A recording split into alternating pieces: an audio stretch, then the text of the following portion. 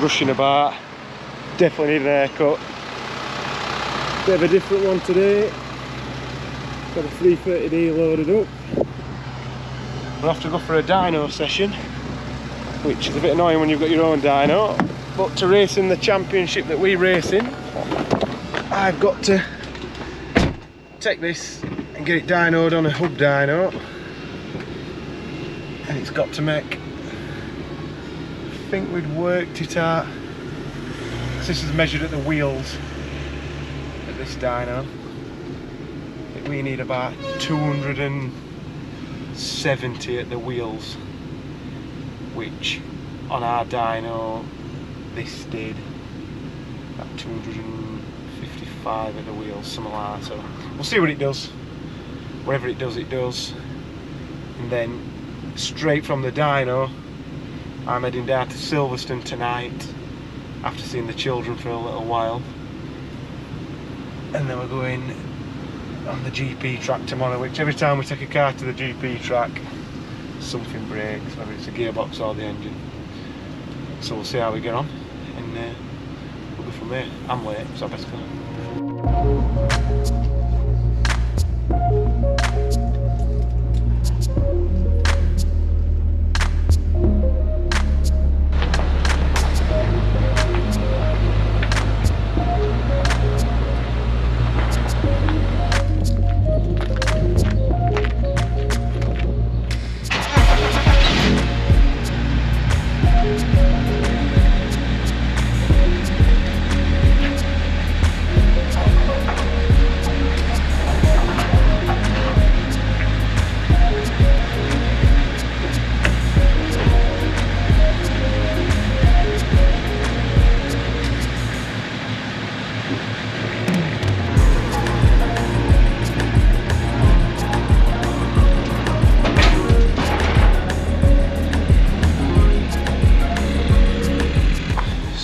While I wait for them to empty dyno out, reason we have to come to AET, they use the same hub dyno that the championship uses.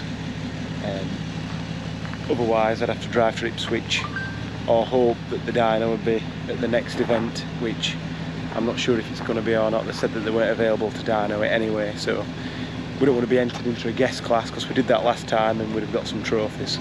So for the sake of coming 10 minutes down the road from where I live, we can get it dynoed, make sure we're in the power to weight specs, and yeah, we'll see. Good comparison of a dyno as well. That's not the intention here, but we'll compare the graphs when we get back and see what difference is between our dyno and this dyno.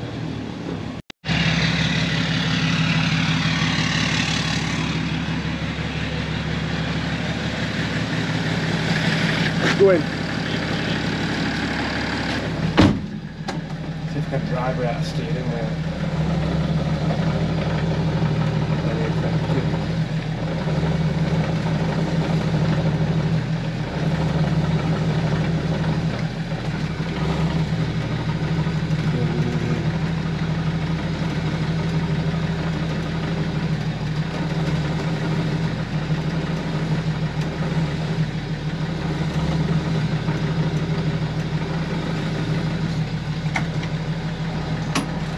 Right, handbrake on that turn. Turn it off.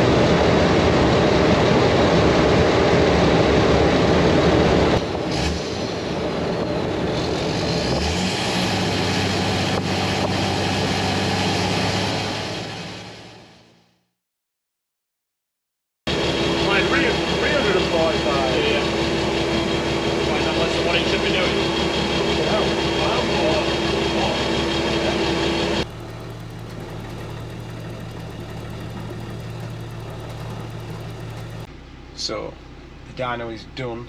I know this is not ideal, but that is the figure it did on our dyno. And then that's at the wheels, and that's the figure it's just done here. 90 horsepower more, 91 horsepower more. And the torque, 571, whatever that is. And on ours it's done 450. So yeah, very strange.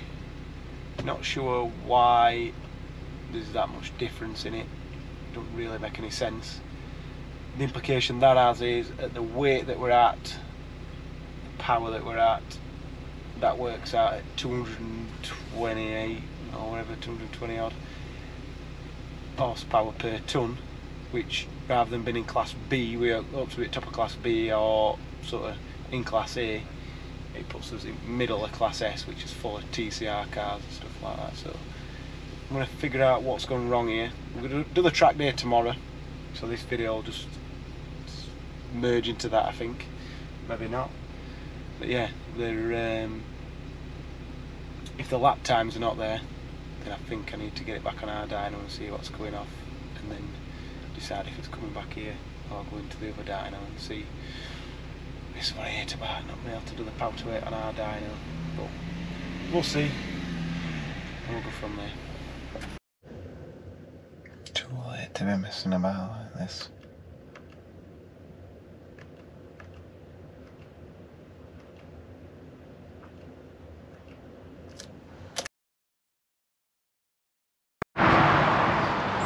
Miles better. Now I've had a bit of sleep. We'll see what today brings. And then he's over there.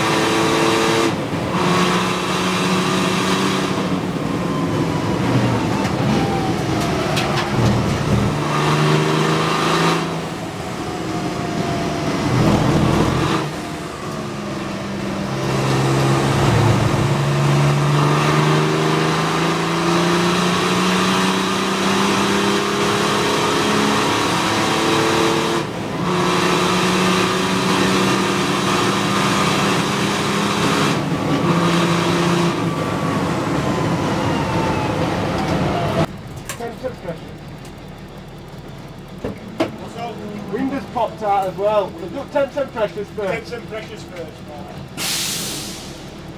I think we need to pump a couple of holes in back windows or something, let some air out. We have room on the SD card. So, been out the Beamer a couple of times now, getting absolutely tons of rotation when you're turning in, which is good to get your point where you want to go, but not when you want to get on power. So, just drop the back end down a little bit, try and make it a little bit more stable. But we'll see how we get on.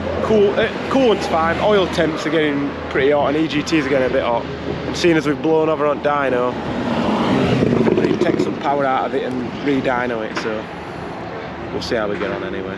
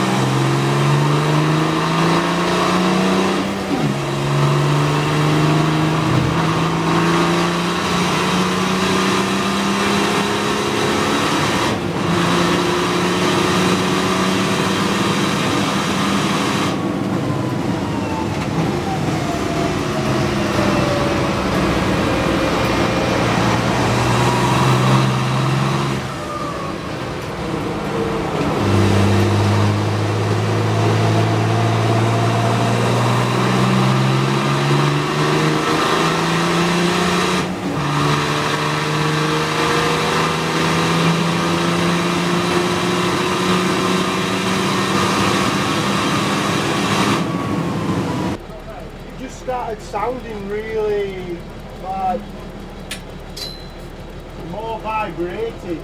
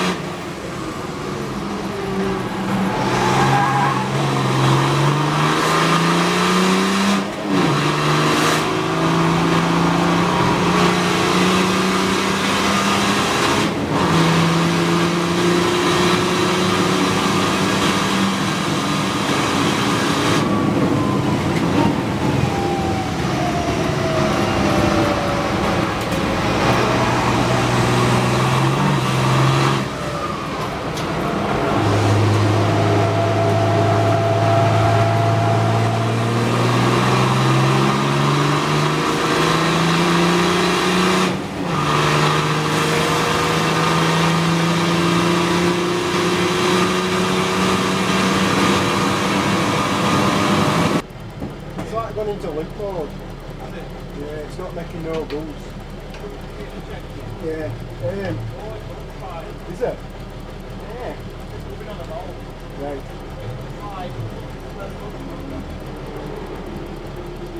Brake pedal keeps going right weird on this. It's right hard. Early bath for the BMW.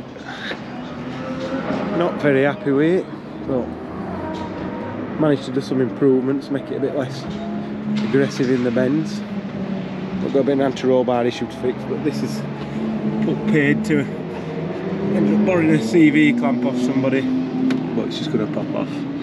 So thank you for lending us that. Pretty good clamp, but not as good as a boost clamp. Literally Paul had gone like 10 seconds before to go look at his new project car and sort that out, but anyway, more on that later. I'll get it strapped up.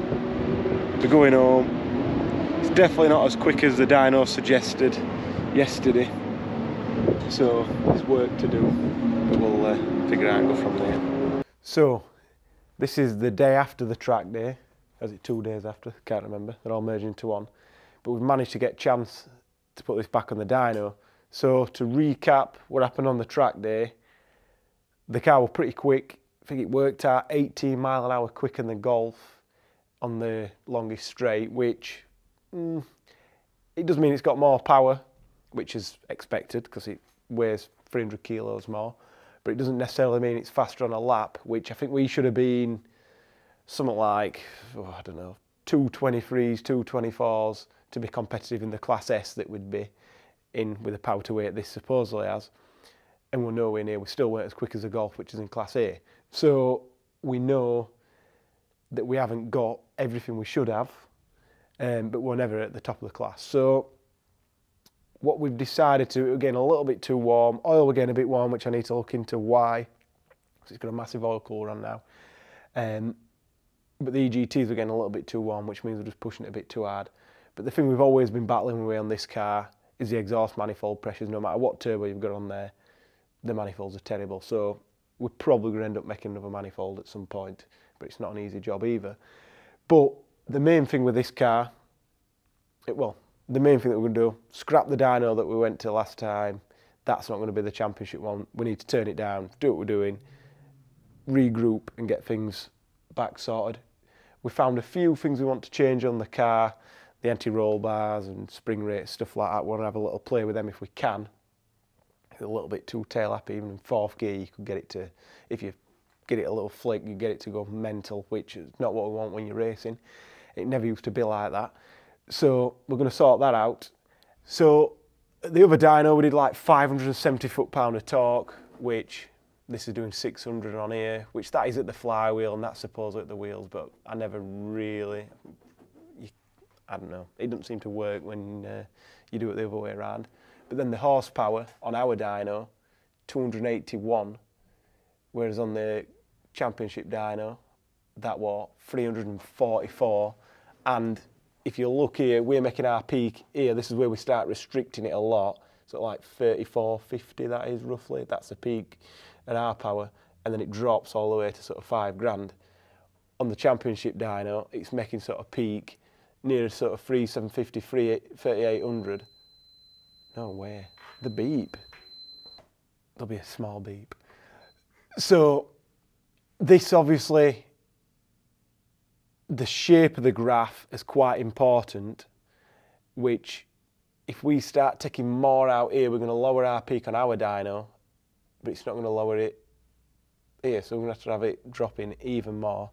And the figure that we thought we were at before, the 250, which is what it did on this dyno the day before we went there, and then we've put it on here again, we've got 281, which I've never ever known our dyno be that different, which we have got different tyres on, but I'd expect the other tyres to have done more power because they're less sticky, but God knows what's going on here. But it's easier if we just run them on this anyway, because I don't have to keep swapping them and messing about.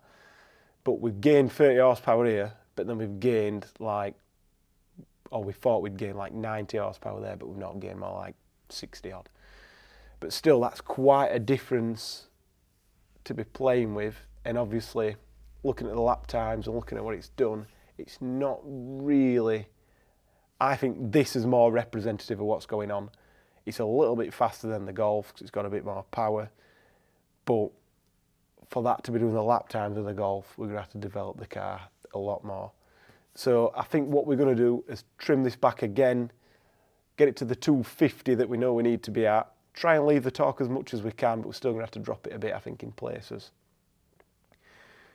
And then just see how we get on, because I'm not sure when we can get back in for another dyno session. Definitely not before the Snetterton race I wanted to take it to. But it's not too bad. The next race after that, in a couple of weeks later, is going to be Cadwell Park, which I like Cadwell Park. Not sure I like it in a tail-happy rear-wheel drive car that wants to kill you. But we'll see how we get on.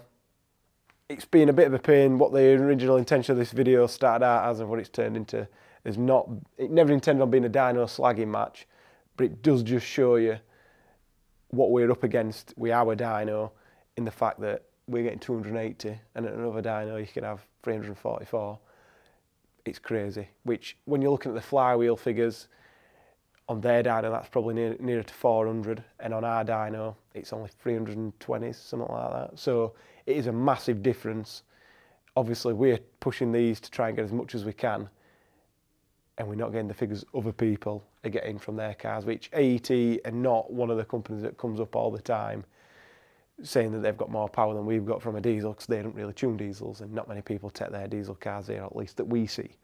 So it's not a slagging match between companies. Again, this is another little graph that we can add into our collection. It's only a tool. Get in the car and drive it and see how fast it is. But at the same time, we've got to get it to the right power for our championship. So we're going to do that as efficiently as we can. And hopefully, I think there's going to be a difference in the championship dyno to that one. So if we get stuck on there at some point, then hopefully wouldn't do too much. But I think looking at what's happened, it'd be the other way around. But then that puts us in the position where we're running lower power than we need, just so that when we go to the dyno, we don't go too crazy. So it's a bit of a difficult position for us, because we can keep playing with this forever, but once you've done the dyno graph and you've submitted it to the championship, we can't play then. So I'm hoping we've got enough time to do what we need to do. I want to improve the cooling a bit more, which I've got an intercooler core on order, and that's not come yet because of everything. Swap the oil cooler, do a few little bits, hopefully get a bit more power, a bit more consistency, and then we can start developing the car, because I really would want to put a big spoiler on, a splitter and all that stuff, but we ain't got time this year to be playing with that. We've got too many jobs on the go. That's a winter job when it's not getting raced. But it'd be nice if I could sort of buzz around in a noise Scott a little bit with the power and the weight and the setup that it's got at the minute. But we'll see. I'm rabbiting on a little bit. Danny's going to have to cut some of this crap that I've been talking out of here, I'm assuming. Yeah, so everybody keeps asking after seeing this sound recording video that they want to see more on this car, so we're definitely going to do it. We'll talk about some of the pitfalls and some of the things that people talk about on these engines, because they are a really, really well-loved engine, but I think a lot of people are in cloud cuckoo land about how much power they've actually got, especially if you're taking them on track. You can't have, like this, like I say, 320 horsepower on a big turbo. It's still too much. You just physically can't have that much. 300 seems to be where it'll be happy. So we'll see anyway, and we'll go from there.